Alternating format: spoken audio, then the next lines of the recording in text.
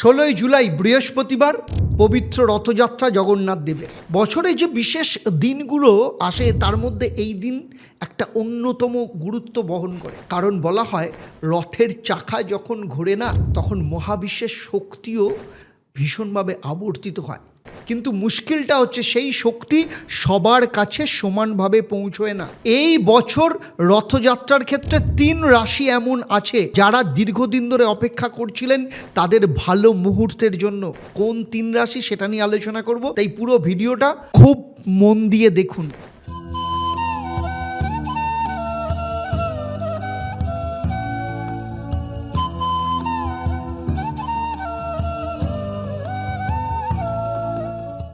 দেখুন, সব থেকে বড় কথা হচ্ছে এই 16 তারিখ 3টে শক্তি কিন্তু একসাথে কাজ করছে।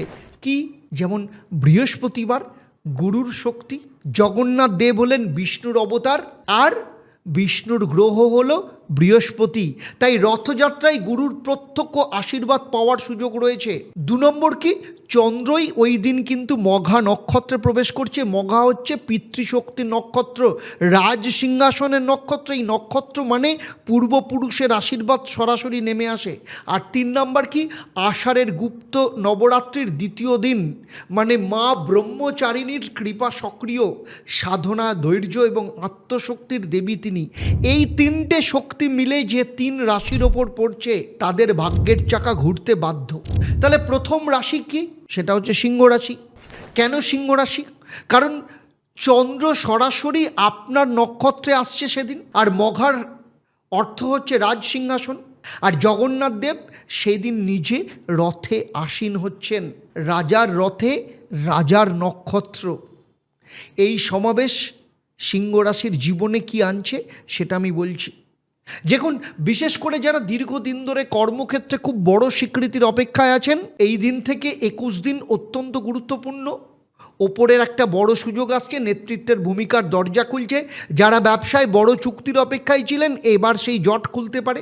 পারিবারিক জীবনেও কিন্তু একটা আনন্দ সংবাদ আসতে পারে, বিশেষ করে সন্তান বা বিবাহ সংক্রান্ত। আর কি করবেন সেই জন্য? জগন্নাথ দেবকে 16 তারিখ সূর্যের জল অর্পণ করুন, জয় জগন্নাথ 108 বার বলবেন, এবং আদিত্য হৃদয় যে স্তোত্র পাঠ করলে অতিরিক্ত শক্তি পাবেন। দ্বিতীয় রাশি হচ্ছে ধনুরাশি। ধনুরাশির বন্ধুরা, আপনাদের কথাটা বলবার আগে একটু থামুন এবং ভাবুন নিজেদের সম্পর্কে। ধনুরাশির অধিপতি গ্রহকে বৃহস্পতি। 16 তারিখ বৃহস্পতিবার। জগন্নাথ দেব বিষ্ণুর অবতার, আর বিষ্ণুর গ্রহ বৃহস্পতি।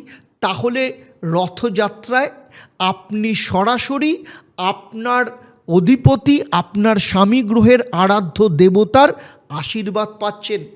ভাবতে পাচ্ছেন এই যোগ কতটা শক্তিশালী? এবার বাস্তব কথায় আসি। যারা বিদেশে যাওয়ার স্বপ্ন দেখছে, বিদেশ থেকে কোনো বড় সুযোগের অপেক্ষা আছেন, আজকের দিনের পর সেই রাস্তা খুলে যাবে। যাদের কোনো পুরনো টাকা আটকে আছে, প্রাপ্য পাওনা রয়েছে, সেটা ফেরত পাওয়ার সম্ভাবনা আগামী 40 দিনের মধ্যে হতে পারে। ধর্মীয় বা আধ্যাত্মিক কাজে মন দিলে মানসিক শক্তি মিলবে, সেটা বাস্তব জীবনের সিদ্ধান্তগুলোকে আরও শক্তিশালী করবে। কি করবেন?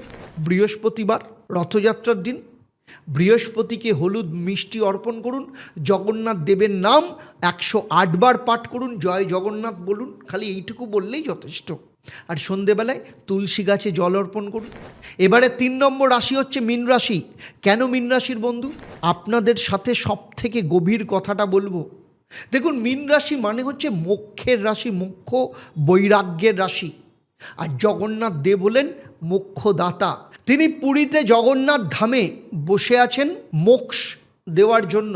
এবং রথযাত্রার দিন মীন রাশির জন্য এমন একটা সুযোগ তৈরি হচ্ছে যেটা শুধু বাস্তব জীবনের জন্য নয়, আত্মার স্তরেরও পরিবর্তন আনার জন্য। যারা দীর্ঘদিন ধরে পারিবারিক অশান্তিতে ভুগছেন, মানসিক চাপের মধ্যে আছেন, সেই সমস্যার জট কাটার যে সময়, সেই সময় শুরু হবে। ধীরে হবে কিন্তু নিশ্চিতভাবে হবে। যারা বিবাহ বা প্রেমের বিষয়ে কোনো সিদ্ধান্তে আটকে আছেন, তাদের ক্ষেত্রে আগামী 30 দিনের মধ্যে কোনো না কোনো একটা দিক খুলে যাবে। আর্থিক দিক থেকে একটা নতুন আয়ের পথ হওয়ার সম্ভাবনা রয়েছে, বিশেষ করে যারা কোনো সৃজনশীল বা ক্রিয়েটিভ কাজের সাথে যুক্ত। কি করবেন? 16 তারিখ রথযাত্রার দিন সকালবেলা স্নান করে একদম পবিত্র হয়ে বাড়িতে গঙ্গার জল ছিটা দিন। জগন্নাথ দেবের ভোগ প্রসাদ গ্রহণ করুন কোথাও থেকে আর বলুন ওম নমঃ ভগবতে বাসুদেবায়। এখন আপনার মনে একটা প্রশ্ন আছে, এই পরিবর্তন কি এমনিতেই হবে? দেখুন, আমার দীর্ঘ 28 বছরের অভিজ্ঞতায় বলছি, রথযাত্রার এই শুভ শক্তি একটা দরজা কিন্তু খুলে দেয়, কিন্তু সেই দরজা দিয়ে কিভাবে প্রবেশ করবেন, কোন রাস্তায় যাবেন, সেটা কিন্তু নির্ভর করছে সম্পূর্ণ আপনার ব্যক্তিগত জন্মকুণ্ডলী, আপনার হাত এবং আপনার বাস্তুর উপর। তাই কোথাও যদি মনে হয় আমি যা বলছি আপনার জীবনের সাথে কোথাও না কোথাও মিল হচ্ছে না, কোথাও না কোথাও একটু ধোঁয়াশা রয়েছে, তাহলে আমি বলবো আপনার ক্ষেত্রে দুটো রাস্তা। হয় আপনি শনিবার এবং বুধবার 6:30 থেকে লাইভ ফোন ইন অনুষ্ঠানে আমি থাকার চেষ্টা করি আপনাদের সাথে। সেই প্রোগ্রামে আপনারা সরাসরি আমার সাথে ফোনে জেনে নিতে পারেন আপনাদের জীবনের সমস্যা কী, সেখান থেকে বেরোনোর রাস্তা কী, কোনটা আপনাদের ক্ষেত্রে সমাধান রয়েছে। অথবা 2 নম্বর কি, সেটা হচ্ছে নিচের যে নাম্বার রয়েছে সেই নাম্বারে ফোন করে আপনারা সরাসরি চেম্বারে অথবা অনলাইনে কনসালটেশনের জন্য বুক করতে পারেন। আপনারা আমার 28 বছরের অভিজ্ঞতা এবং আমার সারা পৃথিবী জুড়ে যে 1.5 লক্ষের ওপর সন্তুষ্ট ক্লায়েন্ট রয়েছে যারা সফল হয়েছে, তাদের দলেও আপনি নাম লেখাতে যদি চান তাহলে অবশ্যই নিচের নাম্বারে ফোন করে আপনারা চাইলে আমার সাথে কনসালটেশনের জন্য বুক করতে পারেন, এবং আমি আপনাদের দেখাবো এক্স্যাক্টলি আপনাদের এই জায়গা থেকে বেরোনোর রাস্তা কী এবং কিভাবে কোন রাস্তার মধ্য দিয়ে আপনিও সফলতার সিঁড়ি বাইতে পারেন। তাহলে আজকের মতো বিদায় নিচ্ছি, আবার দেখা হবে পরবর্তী পর্বে। কমেন্টে গিয়ে জয় জগন্নাথ লিখুন, আমি আপনার নামে সংকল্প করব, আপনার নামে প্রার্থনা করব। আর একটা লম্বা শ্বাস নিন এবং হাত জোর করে বলুন ওম একং ব্রহ্ম প্রেমং পরমম। নমস্কার, ভালো থাকবেন।